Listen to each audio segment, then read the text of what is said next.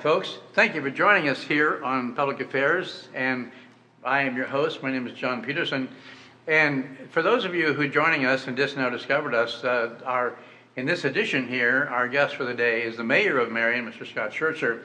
And we're going to be talking with him about events that are current, that the viewing public would like to know about. And for those of you who wonder, the mayor and I sat down and talked about these things in a broad way, and we find we come to an agreement on exactly what things do we think that you need or want to know about, and we craft a program specifically for you and including that information. So it's an informational program, and we hope you truly enjoy that. So, Mr. Mayor, thank you for joining us, and we're really looking forward to some of it, because some of the stuff is really interesting. The lead-off one here is Love Our Neighborhood, or Love Our Neighbor, more appropriately. And I don't know how many people know that we have this program, if you will, here in Marion, and it's relatively unique, and it needs to be, everybody needs to know about. So introduce us, for those of us who maybe haven't heard, introduce us to the Love Our Neighborhood program. Yeah, so thank you, John. Love Our Neighborhood program started during the pandemic, which had challenges all of its own, getting something like this started. But what we have seen since 2000, when we did our first neighborhood cleanup, is a lot of support from local businesses that gravitate to the Love Our Neighborhood program. We've got two local businesses, the Sika Corporation and Poet. They often send out their employees to participate in the Love Our Neighborhood program. And then, of course, the Marion Municipal Court and Judge Teresa Ballinger, they also send volunteers to the Love Our Neighborhood program. Sometimes these are folks that have to work off some penalties and some fines that they have had in the municipal court. And it is run by the City of Marion. The utility billing department has nothing to do with this per se, but the sanitation department, as a result of that, is very involved. Our code enforcement officer, Zach, is now taking it over. Kathy Chaffin, the service director, really spearheaded it for a number of years. But what we do is we pick a neighborhood that needs a little extra tender love and care. And we go into that neighborhood, and before we come in, we'll send you something in the mail. We'll even do something when we pick up your trash. We'll leave you a leaflet behind, letting you know that we're going to be in your neighborhood on these 2 days from 9 a.m. to 3 p.m.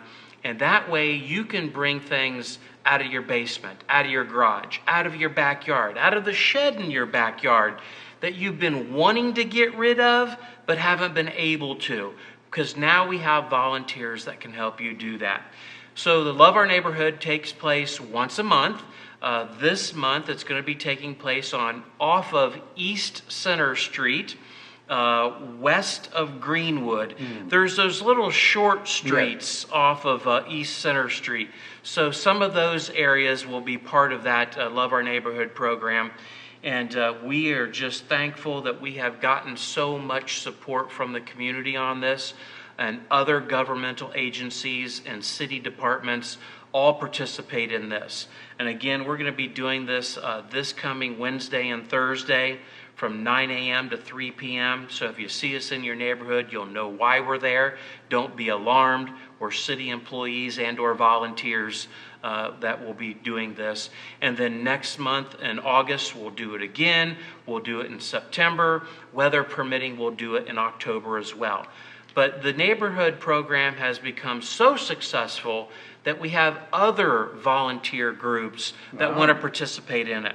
For example, the Harding football team has sent people out, the Harding volleyball team, and we have council members that have said, we want to keep this program going because it does so much good for our neighborhoods.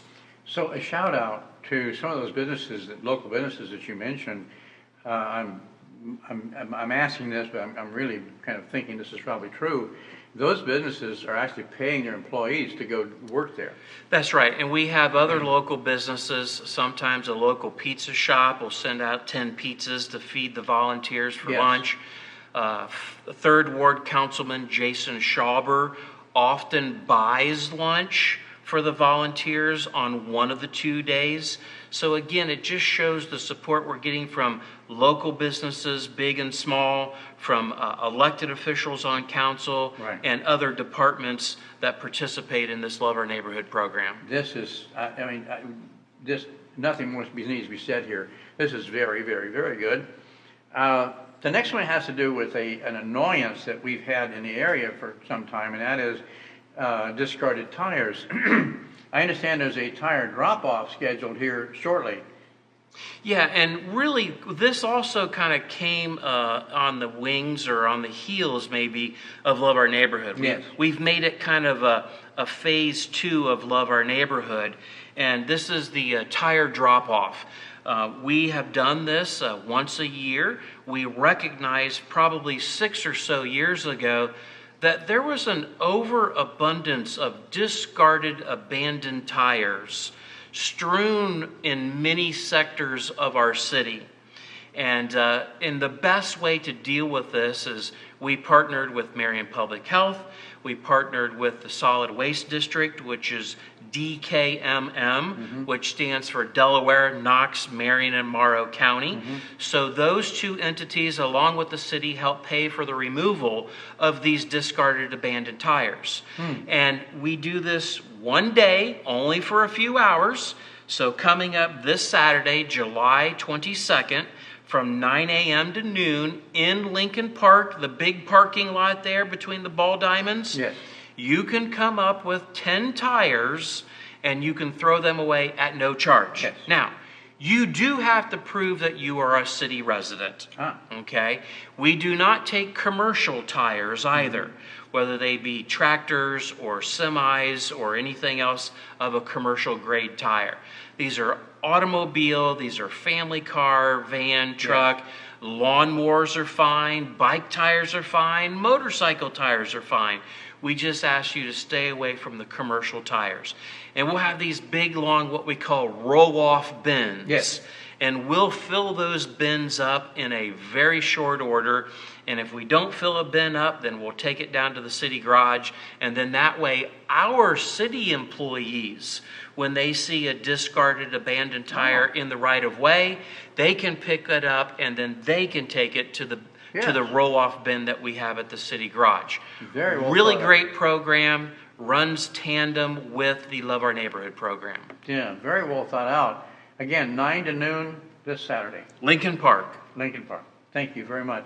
So the following is kind of like a public service announcement, and it's sometimes people need to hear this, and that is a reminder, utility bills need to be paid, and what happens if you don't. Yeah, this is just the time of the year that we always do this in the summer months. We remind everybody how important and why it's so important to pay your city utility bill. Most people will know that are watching me right now know that on your city utility bill, it's your sanitary sewer, your storm sewer, and then your trash or your sanitation. And it's broken up into those sections right there. It's important to pay those because that's how we do next year's sewer project, Yes. if you're paying your sewer bill. So you'll see that general reminder on your city utility bill. You need to have all paid up or on a payment plan by September 1st. And if you don't, then we have the right and we will assess it to your property taxes. So a lot of times what happens if you're a renter and you're behind and you're not paying up, and then we assess it to the landlord, who is the title property owner, then he gets upset or she gets upset that their tenants are not paying their city utility bill. It will be assessed, and that's very important for folks to understand that assessing that process is a collaboration between the director of the city's utility billing department and then across the street, the county auditor, who will assess that to your property taxes. Yeah. Well, again, public service announcement, so to speak. So number 4 here has to do with street resurfacing. I know we talked about that last month, but it's not all done, and so you can update us on street resurfacing. Yeah, so everybody always wants to know, is my street going to get paved this year?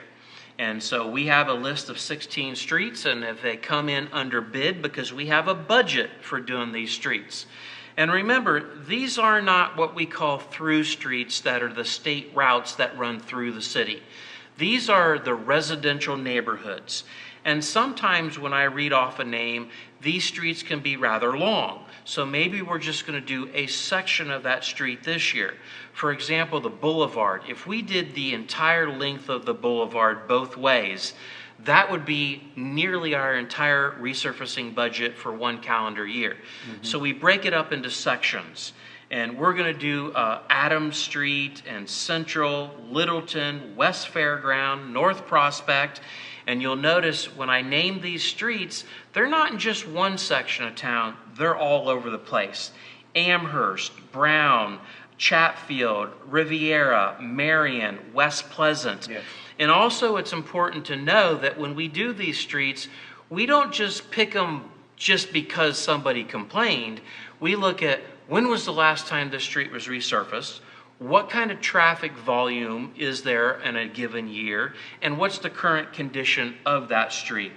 So we got Franklin Street, part of Vernon Heights Boulevard, and remember I said we'll only do part of it, Bexley Avenue, Concord, and Virginia. And so these streets will be done probably after the Popcorn Festival.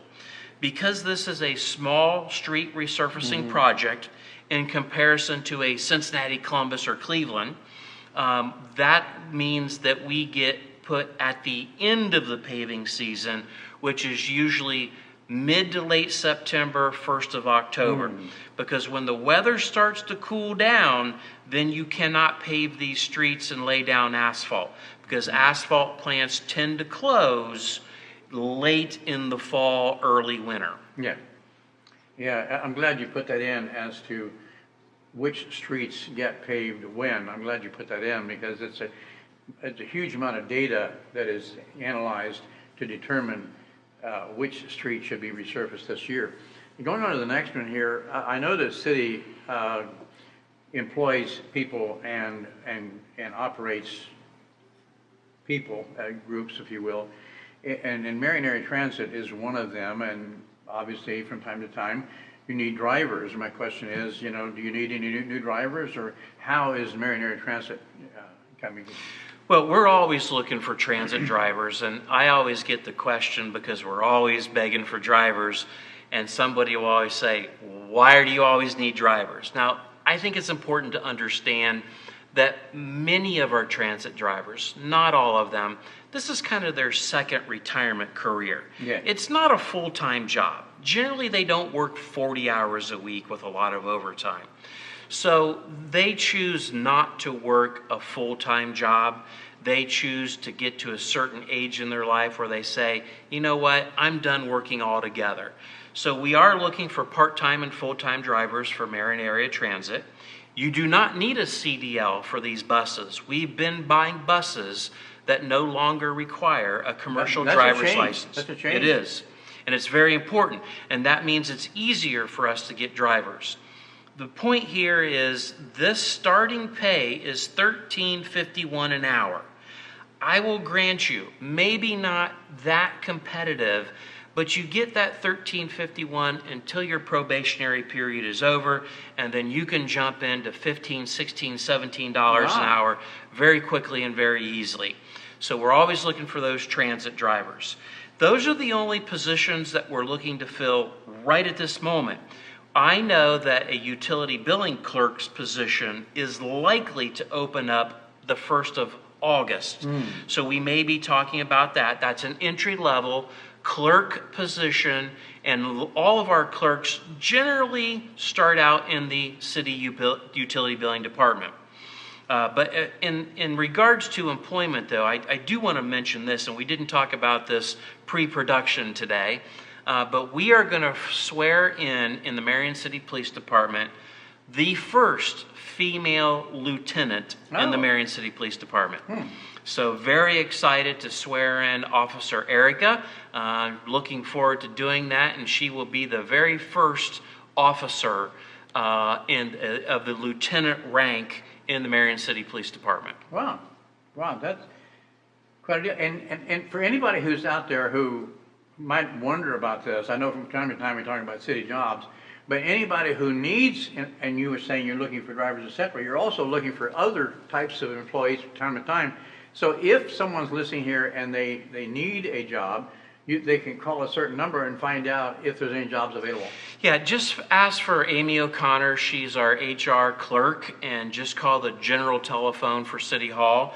It's 740-387-2020. Ask for Amy in HR, and you can stay up on all the jobs that are being posted to the outside that we need applications for. Very, very good. So the next one here has to do with just public information, if you will. I understand that the council is considering a pay raise, and we're not taking a position one way or the other on that, but this is a public announcement that it is coming up. And can you give us the highlights of that? Yeah, last night on City Council Committee, which is where something like this would start, Council is entertaining the idea of giving all city elected officials, except for the judge, because the state legislature gives all judges a pay increase. But in the case of Marion municipal government, it's up to Marion City Council to determine the pay increases of the mayor, the law director, the auditor, the treasurer, and all 10 members of council. And so they had a brisk discussion last night about giving pay increases. I will tell you, for somebody who has been the mayor for almost 16 years, that position has only received a modest pay increase twice in 16 years. So you look at a lot of things when you're looking at giving an elected official a pay increase. You look at the position and not the person. So for example, when they give a pay increase to the mayor, they're not giving it to Mayor Schertzer, because my last day is on December 31st. They're giving that pay increase to whomever the next mayor might be. So it's not based on merit. It is not. It is not. But what they also do is they look at like and comparable cities. What are mayors, auditors, law directors, and councils making in other cities that are comparable to Marion? And the Ohio Municipal League, which is an organization that services municipal governments, they keep statistics on those types of things. So we should look at those pay of like cities to give us a baseline on what to do here. And then again, we would look at how long has it been since that position has gotten a pay increase. If council doesn't do this, the argument is it won't attract good qualified individuals to run for jobs, especially, for example, an auditor. If you're an auditor in the private sector, you're probably making 90, 100, 100,000 plus a year. But that's private sector. In the public sector, you should be making just under what the private sector is making. But if you're making way under what the private sector makes, then it's going to be hard to attract anybody to run for city auditor. So a lot of thought should go into this. I think a lot of thought should go into it. I agree that the pay increase should happen, but I think they should take their time, as I hope they will continue to do. Yeah, a lot of data available for that.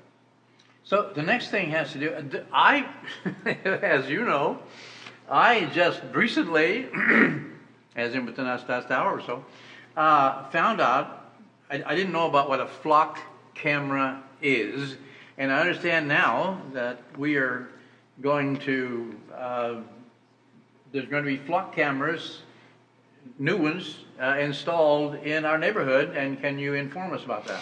Yeah, so I think it's important to start from the beginning. The Marion County Sheriff's Office applied for a federal grant, and they received and were awarded this grant to purchase these flock cameras. They're going to put 30 plus of these flock cameras up throughout Marion County, which includes Marion City. It's also important to note that these are not red light cameras. Okay. So they will not send you a ticket in the mail because you run a red light. I'm glad you pointed it out. Yeah, that is important. These cameras are stationary cameras. If you're an observant driver, you will notice these black poles with cameras sitting on top of them in the cities right away. That's where most of them are. They're on our main streets and our thoroughfares. This is a crime-fighting technology. It's a new tool in the toolbox. I say new, but really, the Marion City Police Department has had this technology on their police cruisers for a number of years. And what it does is it takes a picture of the back of your car and it takes a picture of your license plate. And now it does nothing with that data unless that car was involved in a crime. We have already recovered stolen cars since these SWAT cameras have gone up. They can also be used for Amber Alerts. They can also be used for violent crimes. Let's say there's a violent crime in our community and an eyewitness got a partial description of a car. A police officer cannot go into the data and search just anybody. They have to have a case number. So there are policies and procedures within the Sheriff's Department and the Marion City Police Department that they have to follow before they can tap this technology. And the technology only keeps those photographs of the license plates for 30 days. Oh, And then they disappear into oblivion. oblivion. Thank you, yes. But they have already proved very useful as a crime-fighting tool in our community. And the administration, including myself, thinks this is a very good idea. It's not without some controversy, I will admit that. Whenever you introduce new technology into society like this, it can be somewhat discouraging to some folks. And I think it's important as elected officials that we understand that not everybody likes this. But you have no privacy when you are driving a car in a public street. Driving in the state of Ohio is a privilege, not a right. So that's why this is found to be constitutional, and we do not violate anybody's constitutional rights. We don't care who's in the car with you. We just want to find if that car was involved in any sort of crime. The thing that you said that intrigued me, or that's probably not the right word, but it interested me when you said it, and that was that when a picture is taken, 30 days later, that's discarded. Yes. That is a huge piece of information to know about. And that's one of the reasons why I love to discuss this stuff, because before we sat down here, and I just now learned that those pictures are discarded at the end of 30 days. If we don't know why things are done, and for instance, who would not want to assist in Amber Alert, right, recovery of things? That's why I love this, because we can dig down into the weeds, and we don't have scripted questions in one sense, because I'm free to ask you whatever I want to ask, and I'm just glad that we have this. And I, you know, the viewer may not know that there's things they can only learn in this format, but that's true. Some things that they can only learn here. So finally, there is a fact about the administration in Marion, the municipal administration in Marion, and the things that they do that we want to bring to light here. And that has to do with in the city of Marion, the removal of damaged trees that may be old or lightning struck or rotten or whatever, and they could fall and damage people or property. And the removal of damaged trees you've been doing now for quite some time. And how many and how long, and let's highlight this.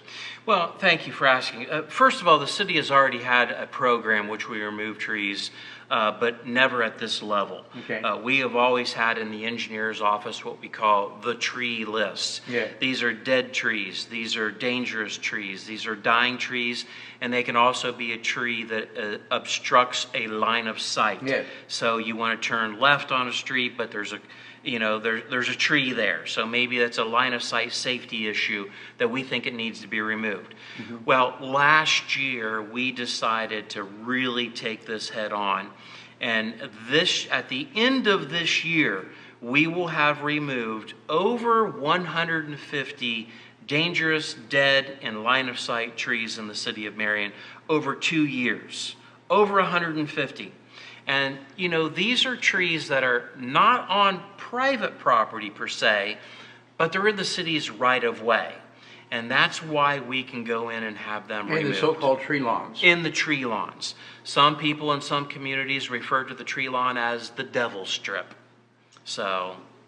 But yes, 150 plus trees removed by the end of this year. Wow, so anyhow, that's something here. And so let's circle back around to this tire drop-off. You mentioned it was only there for 3 hours, from 9 o'clock to 12 noon, this coming Saturday. Date? You asked me too quick. July 22nd. Sorry, I forgot what date that was. So 9 to noon. Yes. At the big parking lot by the pool area. I mean, not pool area, but where the ball diamonds are. 9 to 12 noon in Lincoln Park. Tire drop-off. Drop the tires off, no cost. Correct. And it's going to be here, and they're only going to be there from 9 to 12, so we need to highlight that so that people, and I know lots of people have old tires laying around, and it'll be a easy, quick way to get rid of them. In a safe way, because working with DKM and Marion Public Health, these tires are recycled and used in other ways. Yes. So we like that idea as well. And we think it's much better to discard of them than just going around and throwing them out the back of a pickup truck, which we know people do in our alleys. Right. Or taking it to an abandoned house where we have found over 100 tires stuffed in to an abandoned house. So that is a common occurrence that we see. So that's why we started the tire removal program a few years ago, and that's why we paired it with the Love Our Neighborhood program. And finally, just to touch once again on the Love Our Neighborhood program that is going on, and the local businesses will support that. Local citizens are volunteering their time to do that. It's a marvelous thing, and anyone can find out more about that or volunteer to participate in the next one by calling. Well, call the general telephone number at City Hall once again. It's 740-387-2020. And just ask for the code enforcement officer, and Zach Himmler, who is our newest code enforcement officer, will be happy to tell you when the next one's going to be, what you need to do, what time you need to be there, and how do you prepare for a 9 a.m. to 3 p.m. cleanup, and we'll even feed you lunch. Thanks to some local restaurants. A shout out to one of the local barbecues last month who did pulled pork for them. We appreciate that, and it's the same folks that run the OK Cafe, so we appreciate them doing that and helping feed our volunteers. Well, we've come to the end here, and again, we're grateful to you for coming and just helping us understand all this stuff. And also, folks, this program is designed for you, and we're grateful that you have joined us. And I am your host. Again, my name is John Peterson, and thank you again for joining us here on Public Affairs with the mayor in this case. Thank you.